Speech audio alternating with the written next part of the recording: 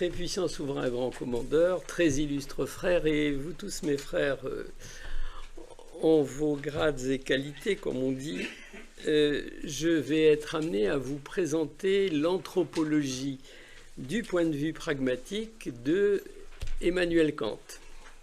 Alors à titre introductif, je vais commencer par vous dire quelques mots sur Emmanuel Kant et puis sur la façon dont cet ouvrage a été présenté. Alors Emmanuel Kant, vous le savez peut-être, c'est 1724-1804, c'est-à-dire que nous sommes en pleine période des Lumières, c'est-à-dire ce mouvement intellectuel qui est centré sur la raison, qui est centré sur l'émancipation humaine des préjugés, la valorisation de la dignité humaine et la critique des traditions. Alors Emmanuel Kant, il est né à Königsberg, c'était en Prusse, aujourd'hui c'est Kaliningrad en Russie. Il y a vécu pratiquement toute sa vie. Et il a fini par être professeur à l'université de Königsberg en 1770 à peu près. Alors, au cours de sa vie universitaire, il a été un des premiers à parler et à introduire la notion de pragmatisme et d'anthropologie dans les universités allemandes. Et alors, cette anthropologie pragmatique, qui est le livre que je vais vous présenter là, a été publié en 1798 et il est le résultat de textes qui ont été rédigés par ses auditeurs au cours de ses conférences. Et pour répondre à la question « Qu'est-ce que l'homme ?» à laquelle faisait allusion notre très puissant souverain grand commandeur, il y illustre des réponses à partir de différents thèmes dont l'anthropologie, la nature humaine, la liberté humaine, la maîtrise de soi, l'importance de l'éducation. Il a beaucoup insisté sur l'importance de l'éducation, la sociabilité et les relations humaines, que je vais essayer d'accompagner de quelques clins d'œil maçonniques. Alors, cette anthropologie, c'est une discipline qui cherche à comprendre l'être humain dans son intégralité, et il y a lieu de distinguer tout de suite deux aspects de l'anthropologie, à savoir l'anthropologie physiologique et puis l'anthropologie pragmatique. Cette anthropologie physiologique, elle examine l'homme en tant qu'organisme biologique tel que la nature l'a conçu, alors que l'anthropologie pragmatique s'intéresse à l'homme en tant qu'être. Ce qui veut dire que Kant précise tout de suite qu'une anthropologie purement physiologique qui considère l'influence de la nature extérieure sur l'homme reste toujours dans les limites de l'étude de la nature et ne touche pas ce qui fait l'homme une fin en soi. Et puis il ajoute, il faut distinguer entre l'anthropologie physiologique qui considère la nature, ce que la nature fait de l'homme, et l'anthropologie pragmatique qui fait ce que l'homme, en tant qu'être libre, fait ou peut et doit faire de lui-même. Alors cette anthropologie pragmatique, alors le mot de pragmatique qu'il a choisi vient du grec pragma qui est associé à l'action et qui est associé aussi à la chose pratique. Alors elle a pour objectif d'aider l'homme qui possède une capacité unique de perfectibilité à se perfectionner en utilisant principalement sa raison. Alors, sa volonté, son engagement envers des valeurs universelles.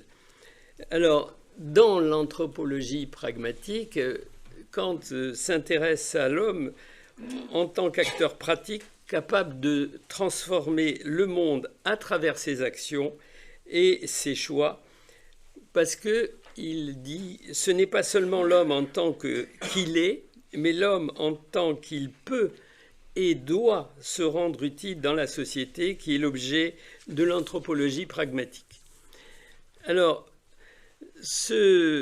on retrouve ici une approche maçonnique qui place l'humain au centre des réflexions, cherchant à élever l'individu sur le plan moral, aussi le plan intellectuel et le plan spirituel. Alors, je vais donc vous inviter à accomplir un voyage intérieur et collectif, guidé par des valeurs humanistes, à la recherche d'une quête de sens dans le but de s'améliorer soi-même et de contribuer à une société meilleure avec pour guide le professeur Emmanuel Kant. C'est nos constitutions.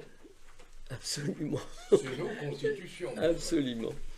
En ce sens-là, il est un peu précurseur, je trouve, dans ce que j'ai cru comprendre. Pour analyser la nature humaine, Kant étudie différentes caractéristiques essentielles de l'être humain, mettant l'accent sur les facettes de son existence, ses facultés cognitives, affectives et aussi pratiques.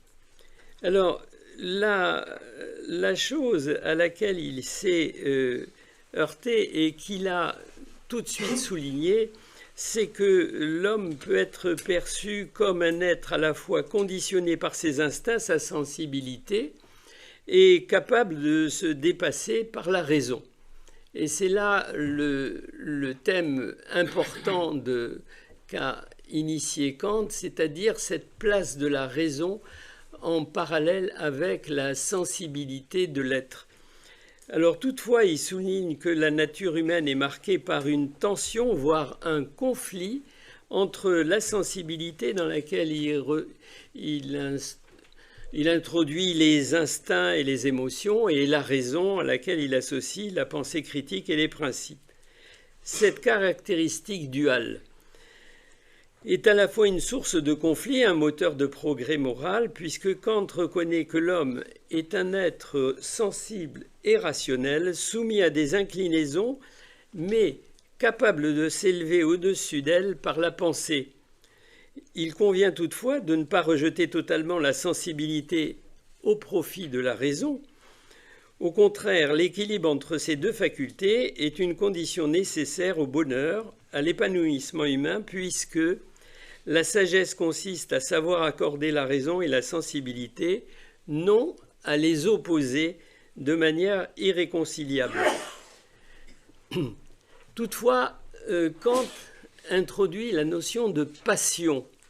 Et là, il considère que les passions comme particulièrement dangereuses car elles submergent la raison, rendant l'homme esclave de ses désirs.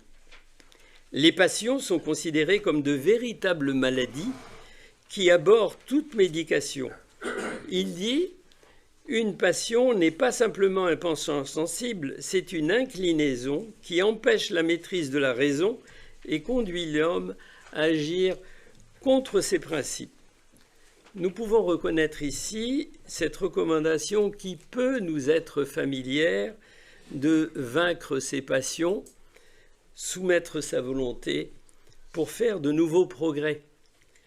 La maîtrise de soi consiste donc à éradiquer les passions, selon Kant. Elle est l'effort nécessaire pour empêcher les passions de devenir des habitudes qui aliènent la liberté. Car Kant place la liberté au cœur de sa conception de l'être humain. Cette liberté est définie par la capacité de l'homme à se déterminer par la raison plutôt que par ses inclinaisons sensibles ou par des contraintes extérieures. Elle constitue l'objectif central de l'épanouissement de l'être humain et de son éthique. Il développe une conception de la liberté comme autonomie, c'est-à-dire la capacité de se soumettre à des lois morales rationnelles que l'on ne se donne à soi-même, car la loi morale dans l'homme est un fait manifeste qui montre l'autonomie de sa volonté comme une liberté pratique. De plus, Kant reconnaît la liberté humaine comme un impératif moral. Elle n'est pas seulement une absence de contrainte, mais une capacité à s'aligner sur des principes éthiques, puisque la liberté n'est pas seulement un droit, elle est aussi un devoir, car elle engage l'homme à agir selon des lois universelles, celles de la raison. De façon analogue, Kant insiste sur le fait que l'anthropologie pragmatique vise à aider l'homme à mieux se comprendre, non pour une simple contemplation, mais pour agir avec plus de sagesse. Kant reconnaît la maxime « connais-toi toi-même » non pour une maxime théorique, mais comme un guide pour améliorer sa conduite. N'est-ce pas là un rappel à la devise inscrite sur le fronton de Delphes? L'objectif pratique de l'anthropologie kantienne est de transformer la connaissance de soi en une action éthique et rationnelle. La liberté associée à la maîtrise de soi, c'est-à-dire à la capacité de l'homme de gouverner ses passions et ses inclinaisons, à la lumière de la raison, n'est pas un état donné, mais un idéal vers lequel l'homme doit tendre en se perfectionnant. Il ajoute: la liberté humaine est inséparable de l'idée de perfectibilité, car l'homme libre est celui qui s'efforce de s'améliorer continuellement. La maîtrise de soi est développée comme une discipline rationnelle nécessaire à la liberté morale, à la lutte contre les passions et l'épanouissement humain. Pour Kant, la maîtrise de soi est le véritable caractère de l'homme raisonnable, car elle permet d'agir selon des fins supérieures et non selon des caprices. En maçonnerie, nous sommes encouragés à travailler sur nous-mêmes, à trouver la pierre cachée notamment, en identifiant nos faiblesses et en développant nos qualités. La maîtrise de soi y est étroitement liée à la tempérance, l'une de ces vertus cardinales associées à la prudence, la justice et la force, à savoir le courage. Les rituels et les enseignements nous encouragent à nous poser des questions fondamentales sur nos motivations, nos faiblesses, nos comportements, favorisant une meilleure connaissance de soi. Si la pierre brute représente l'individu avec ses imperfections, nous sommes invités à tailler cette pierre brute, à vaincre ses passions, soumettre sa volonté à ses devoirs, à faire de nouveaux progrès pour en faire une pierre polie.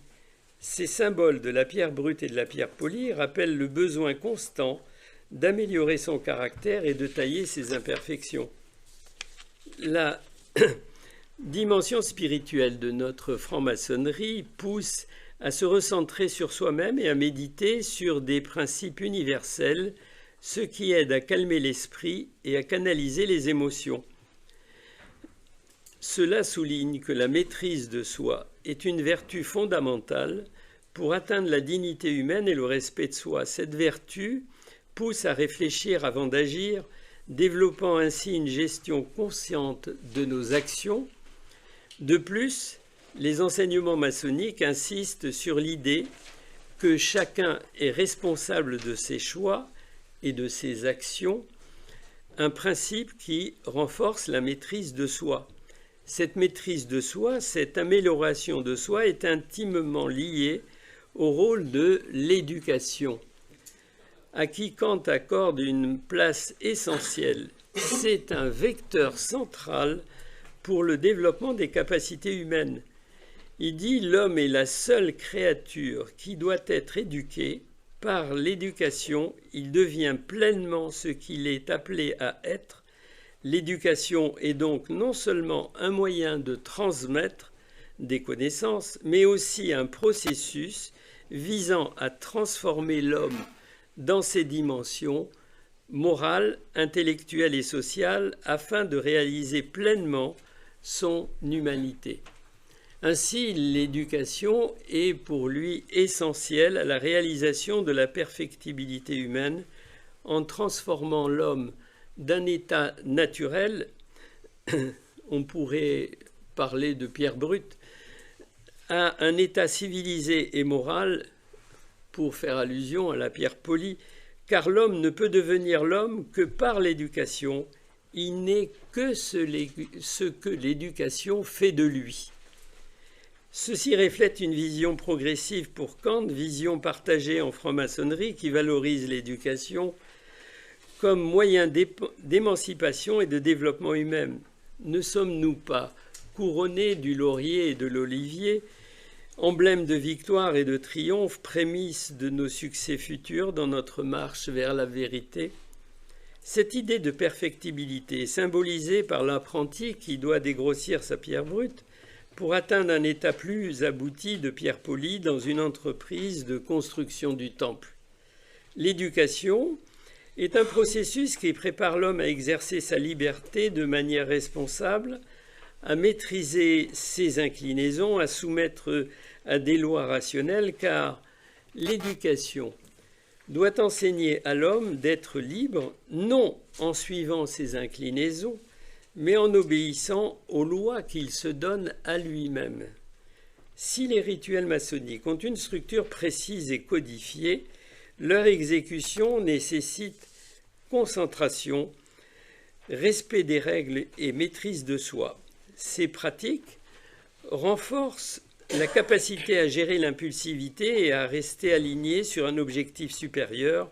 Pour exemple, la pratique du silence dans les loges symboliques enseigne à écouter activement, à contrôler ses paroles et à ne pas réagir impulsivement. Lors de la cérémonie d'initiation, les frères s'engagent à respecter des principes éthiques élevés, ce qui les oblige à réfléchir avant d'agir, à se conformer à des normes morales et rigoureuses dans ce processus éducatif. L'homme a besoin d'un maître, nous dit Kant, mais ce maître, il doit se l'inventer lui-même par l'effort de la raison. Les enseignements maçonniques insistent sur l'idée que chaque individu est responsable de ses choix, de ses actions, un principe qui renforce la maîtrise de soi. Cette perspective reflète l'idéologie maçonnique où les individus sont invités à travers une discipline symbolique qui est le rite pour atteindre une autonomie intellectuelle et morale. L'idée de maîtriser ses passions pour devenir un meilleur homme est commune donc aux deux visions.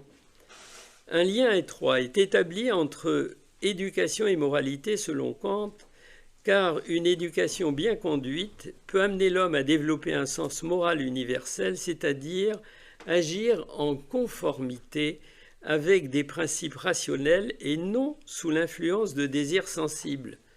Il ajoute, sans l'éducation morale, l'homme reste esclave de ses penchants, incapable de distinguer ce qui est bon pour lui et pour les autres.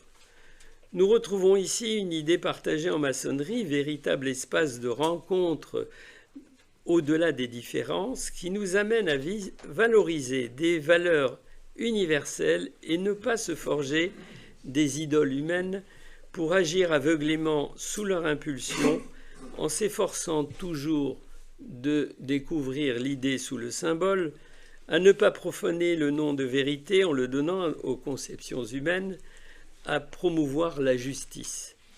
Ces principes suggèrent d'avoir une réflexion constante sur ses actions en vue de respecter la dignité humaine et de contribuer au bien commun.